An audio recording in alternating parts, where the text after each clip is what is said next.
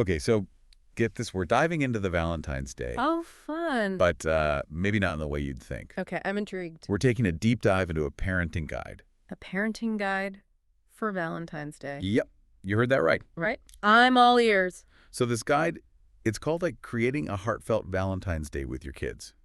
Something like that. Heartfelt Valentine's Day. I know, right? Sounds a little cheesy maybe. Little bit, yeah. But here's the thing. Okay.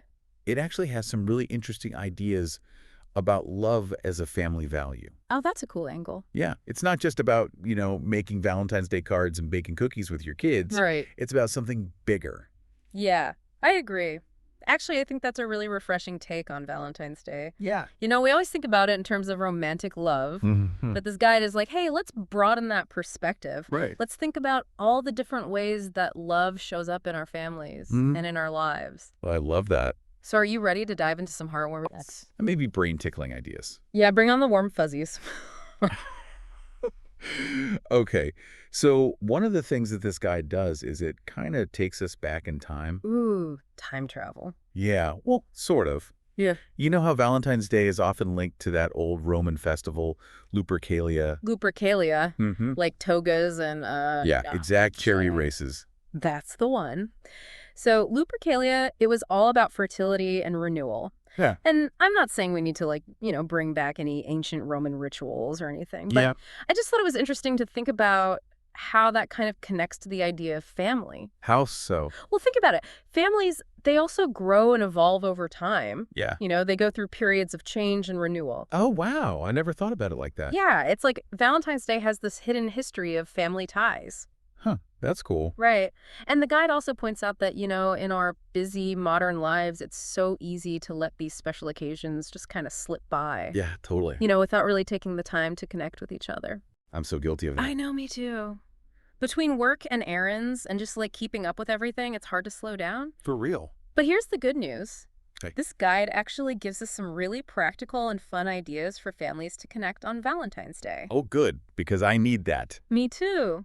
And the best part is, Yeah. it doesn't have to be about grand gestures or spending a ton of money. Right. It's all about those small intentional moments that show you care. I like the sound of that. What kind of ideas are we talking about? Well, one that really stood out to me was this concept of love tokens. Love tokens. Mm-hmm. Okay, that sounds kind of cute. It is. It's basically about creating little tangible expressions of affection. So like little gifts or something. Yeah, exactly. It could be handmade cards or little drawings or, even just a simple note. Oh, The guide emphasizes that it doesn't have to be anything fancy. It's the thought that counts. I love that. It's about getting kids and adults thinking about how they can show their love in creative ways. And you know what I love about that? Yeah. It's tapping into those love languages. Oh, totally. Like how we all give and receive love in different ways. Exactly. So love tokens are like a perfect way to personalize those expressions of affection. And speaking of love languages, the guide also dives into how to talk about love with kids of different ages. Oh, that's interesting. Yeah, because let's be real. Love can be a complicated topic. It totally can, especially for kids. So the guide breaks it down by age group and offers some really helpful tips. Okay, I'm curious. Mhm. How do you talk about love with like a 5-year-old versus like a teenager? Right. Well, for younger kids, it's all about keeping things simple and concrete. Okay. Asking them questions like, what does love look like? Yeah. Or how do we show love to our family? I like that. It's like a little love scavenger hunt. Exactly. And then as kids get older, you can start having more nuanced conversations about different types of love. Okay. Like friendship, family love, romantic love, even self-love. That's so important, especially for teenagers. I agree. They're starting to navigate all those intense feelings and relationships for the first time. Exactly. So having those open and honest conversations is key. It really is. And you know what else the guide talks about? The gratitude jar. The gratitude jar. Oh, yes. Tell me about the gratitude jar. Oh, the gratitude jar is so fun. It's such a simple idea, but so powerful. Okay, so spill the beans. How does it work? You basically get a jar. Any jar will do. God. And then in the week leading up to Valentine's Day, everyone in the family writes down things they're grateful for. About each other. Yeah, about each other. Exactly. It could be big things or small things. Yeah. Anything that brings a smile to your face. Okay, I love that. And then on Valentine's Day, you all gather together. Ooh, family time. And you take turns reading the notes aloud. Aw, that sounds so sweet. It is. It's a really beautiful way to just express love and gratitude. And to hear those kind words spoken out loud. Exactly. It's so much more powerful than just like, writing it down in a card. Yeah. Oh, yeah, for sure. And didn't you mention something about gratitude being good for you? Like scientifically? There's tons of research on the benefits of gratitude. Really? Yeah, studies have shown that practicing gratitude can boost your happiness, reduce stress, Wow. even improve physical health. No, wow. It's true. It's like a superpower for your well-being. So basically, the gratitude jar is like a happiness booster shot for your whole family. Pretty much. I love it. And you know what? I think this is something you could totally do year-round. I agree. 100%. It doesn't have to be just for Valentine's Day. Yeah, it's a great way to just cultivate that feeling of appreciation in your family all the time. Exactly. Okay, so we've got love tokens, gratitude jars. What else does this guide have up its sleeve? Ooh, yeah, I'm ready for more. Well, one thing that I found really interesting was the emphasis on mindfulness. Mindfulness. Mm-hmm. Okay, I'm listening. So the guide specifically talks about mindfulness in relation to self-love. Ah, self-love. That's so important. It is, and it's something that we often forget about. Totally. Yeah. We're always so busy taking care of everyone else. Exactly. So the guide suggests incorporating simple mindfulness practices into your Valentine's Day routine. Even if it's just for a few minutes each day. Right. Even just a few minutes can make a big difference. So, like, what kind of mindfulness practices are we talking about? Well, it could be anything from guided meditation Okay. to deep breathing exercises, Mm, or even just taking a few moments to sit in silence and be present with yourself. I like that. It's like giving yourself a little mental break. Exactly. And the guide also talks about the power of positive affirmations. Positive affirmations. Mm-hmm. You know those I am statements that focus on your strengths and values? Oh, yeah. Like, I am strong, I am worthy, that kind of thing. Exactly. Hmm. It might sound a little cheesy at first. Yeah, I was going to say. But research shows that repeating positive affirmations can actually rewire your brain. Whoa. Greater self-acceptance and confidence. So you're basically training your mind to focus on the good stuff. Pretty much. Yeah. And, speaking of expressing ourselves, the guide also suggests exploring expressive arts. Ooh, expressive arts. Okay, now we're talking. So think like painting, sculpting, journaling. Journaling, I could see that. Yeah.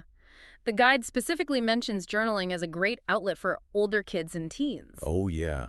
That's a good way for them to process their feelings. Exactly. And for younger kids, the guide recommends incorporating music and movement. Oh, fun. Like a dance party. Exactly. Crank up those feel-good tunes and let loose. I love that. It's a fantastic way to uplift the spirit, release some endorphins, create some fun family memories. Okay, so we've covered a lot of ground here. We've talked about love tokens, gratitude jars, mindfulness, expressive arts. We have. It's amazing how much depth there is to this whole heartfelt Valentine's Day concept. Right. It's definitely challenged my assumptions about what Valentine's Day can be. Mine too. Yeah. And speaking of challenges, there's one more thing I want to touch on from the guide. Okay, what's that? Embracing imperfection. Ooh, embracing imperfection. That's a good one. It is. Especially when it comes to parenting. Oh, for sure. Yeah. It's so easy to get caught up in trying to create the perfect experience. I know, the Pinterest-worthy decorations, the gourmet meals. Yeah, and then you end up feeling stressed and overwhelmed. Exactly. But the guide reminds us that it's not about perfection. It's about being present and enjoying the moment, even the messy ones. So true. Sometimes the best memories are the ones where things went hilariously wrong. Absolutely.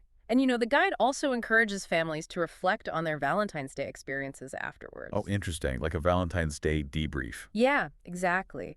It's not about dwelling on what went wrong, but it's about using those reflections to learn and grow.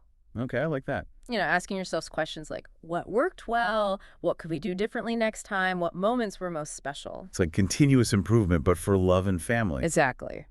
I don't know about you, but I am ready to go spread some love after all that. Me too.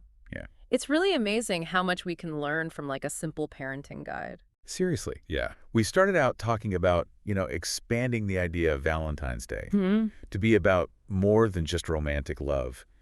And I think this guide really did that. Yeah, definitely. It gives us a whole new way to think about celebrating love. In all its forms. Exactly. From those ancient Roman roots Oh, yeah. to modern-day gratitude jars, we've covered a lot of ground. And the best part is, it doesn't have to end on February 14th. Nope. we can take these lessons and, apply them to our lives all year round. Totally. So as we wrap up this deep dive, I Mhm. want to leave you with one final thought. Okay, I'm listening. We talked about inventing new Valentine's Day traditions, Right. but maybe the most important tradition is just making time for the people we love. Ah, I love that. So simple, but so true. It is. At the end of the day, those connections, those moments of laughter and love, that's what really matters. Absolutely. Beautifully said. Well, thank you. So go out there and spread the love, everyone. Happy Valentine's Day.